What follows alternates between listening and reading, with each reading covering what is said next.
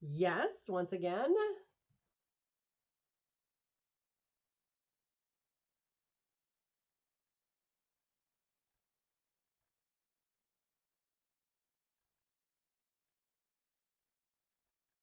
Mm, yeah. Uncertainty, uncertainty, uncertainty. Yes, that's kind of where we are. I think a lot of growers, yeah, sort of waiting for the other shoe to drop when it comes to the tariffs and whether April 2nd will turn out to be anything that will be touching agriculture. We're not really sure. My understanding is that what was under CUSMA is going to stay, tariff free. Like that's sort of been put aside, and that the April 2nd deadline was more about reciprocal tariffs and, bouncing around different things like that. So we'll see, though. You never know. Things can change. The auto industry, I think, was pretty surprised with the announcement Wednesday. So again, it could be a surprise. We don't know. So there's a lot of uncertainty there because people are either starting planting, getting ready for planting, or putting those intentions in place. Seed is ordered, in some cases delivered, and so it's a very uncertain time for the growers of what's going to happen if I put these potatoes in the ground, and what's going to happen sort of long term into next season. Yeah,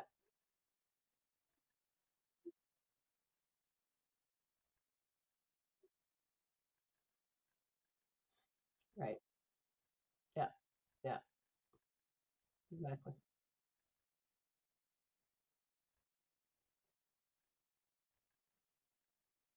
Yep, yep, yep,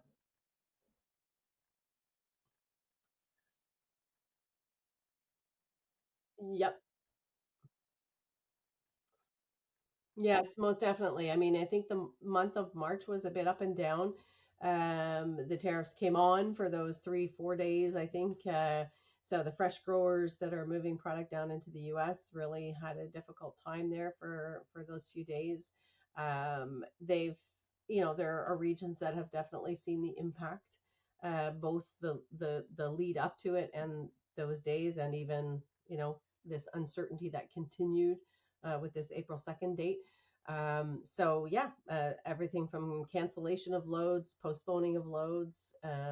Some has been business as usual. I think domestically things are very good.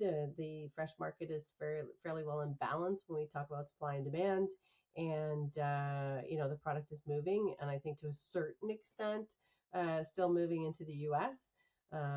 But there's definitely on the eastern part of Canada been impact from from the tariffs and all that sort of thing. On the processing sector, as you mentioned, there have been volume cuts. They started in Washington, went into Idaho, and now have been announced in across Canada as well, between Alberta, Manitoba, and even I think New Brunswick. So the contracts themselves aren't necessarily completely negotiated with, at all yet, but the processors have actually indicated that they will be taking less volume. So it's a big hit to the growers, and not just the first line growers, but also the seed growers. So if the processing grower doesn't have an outlet for those potatoes, is he going to actually plant them, and or her? And if they're not going to plant them, what are they doing about the seed? Are they returning it, canceling their order? So then the seed growers are also highly impacted by that, of course.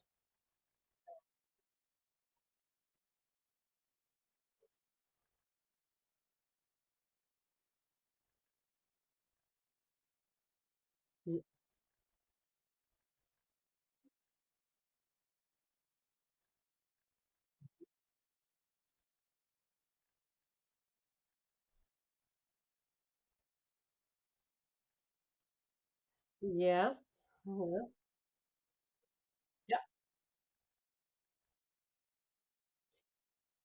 Well, and it's exactly at the start of our conversation today what I was thinking, what was going through in my mind was normally that's the topic of a conversation right now is weather, and it's there, but it's sort of been on the back burner for most people because of everything else that's happening.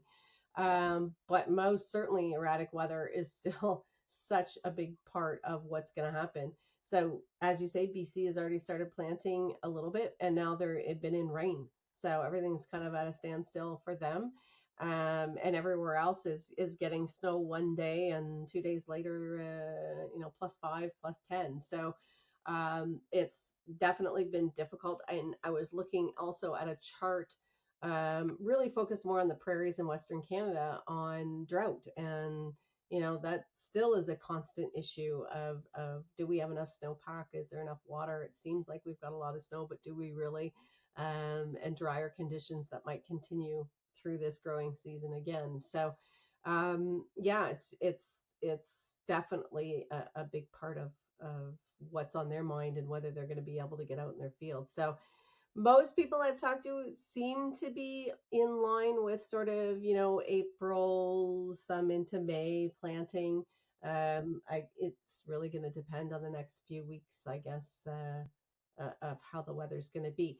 I mean, I have a lot of family members with birthdays in April, and we have had snow mid-April on one of the birthdays in the past. So it's not even that it's out of whack with history, but yeah. So hopefully the snow type that we get at this time of year doesn't usually last. So I'm crossing my fingers that the fields will be able to dry up and get some warm weather.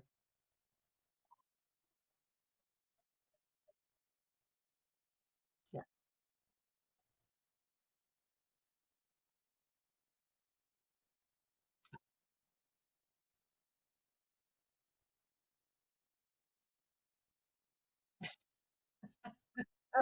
Yeah.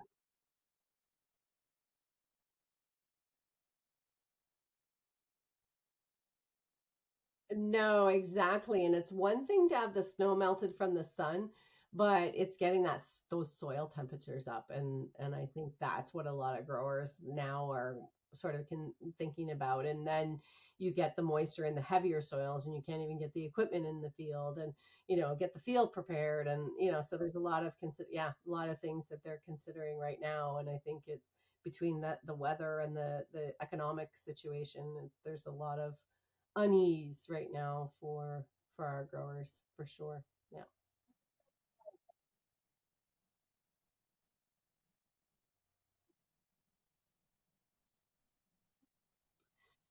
I think they no, I think they've I mean, it's difficult for me to speak with any conviction just because I don't get involved with the negotiations. From what I understand, the processors have sort of moved forward with there will be tariffs. Rather than the is there, isn't there, kind of thing. So it's already sort of in the considerations. They are still in negotiations. Everybody has their meetings planned and they're still having those discussions. So um, I would think that things are getting close in certain regions. Mind you, in the east, they're just getting started, sort of. So it's kind of different timelines. It usually moves from west to east in terms of the negotiations. So we'll see how things go. Yeah, yeah,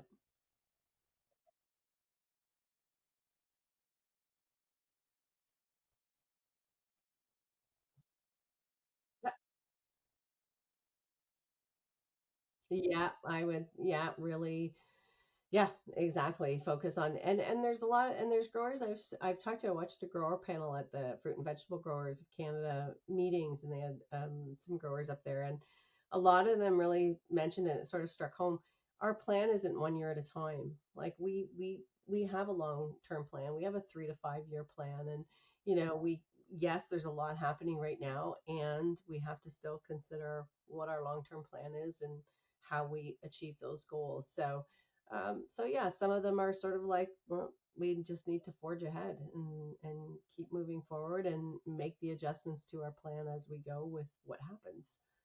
But yeah, yeah, yeah. Hmm. Yeah. Like I think that it was very interesting. I mean, there was a lot of talk over the week, obviously, on how FVGC can support the growers and CPC for potatoes, Canadian Potato Council, how they can advocate for growers and what the growers need. And so there's a lot of discussion through the week on that. And then, as I said at the end, they did this grower panel. It was very, very impactful in terms of there were some very good questions and some pointed questions and really some good honest answers that came out of it. And yeah, so part of it was sort of forge ahead. The other part, the really good section I enjoyed was the part on mental health and making sure that in these difficult times, you're talking about it. You're getting the support that you need. Don't feel that you're alone. You're not the only one going through it. Talk to your colleagues, talk to other people. You don't have to share your competitive stuff with your fellow growers, but you can talk about the shared problems or issues or concerns or whatever. So I was really happy to see that part talked about, and making sure that people are, it's very difficult times right now, and making sure that people have the support that they need, not just financially but also physically, mentally. um, yeah, it's tough being a farmer. It's a very difficult life, so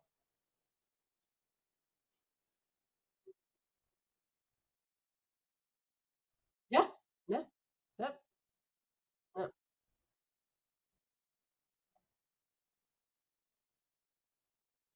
yeah, yeah.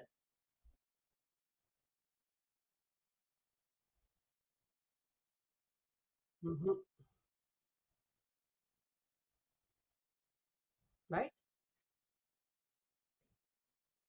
Exactly, and that was exactly one of the points that came up within that panel, was making sure you find an outlet, making sure you find, farming is 24/7, and it's difficult to take care of yourself in that and make time for yourself. And that was one of the things that was very promoted among the panel, was making sure you take a little bit of time. If you have to take a half an hour just to go for a walk and wander around and look at the fields, just from a appreciation of nature perspective, because that was one of the things they said, is that the first advice you get is go take a walk in nature. And they're like, we're in nature all the time, 24/7.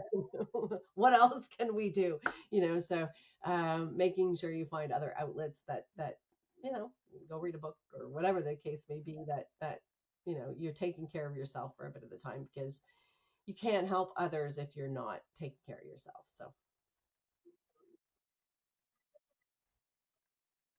exactly. It'll be coming out it's not technically it's the first full week of April. So, because we start April in midweek. So, first full week of April. And so that report should be out for the holdings for April, and we'll get an idea of what the disappearance actually was in March, because that'll be, I think, a key month to seeing where the rest of the potato pile is going to go and how well it's going.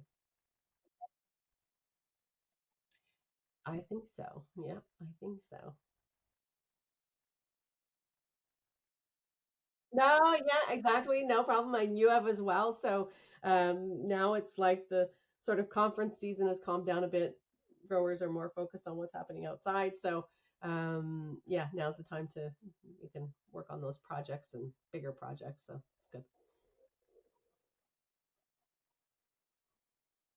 No problem. My pleasure. Thank you for having me.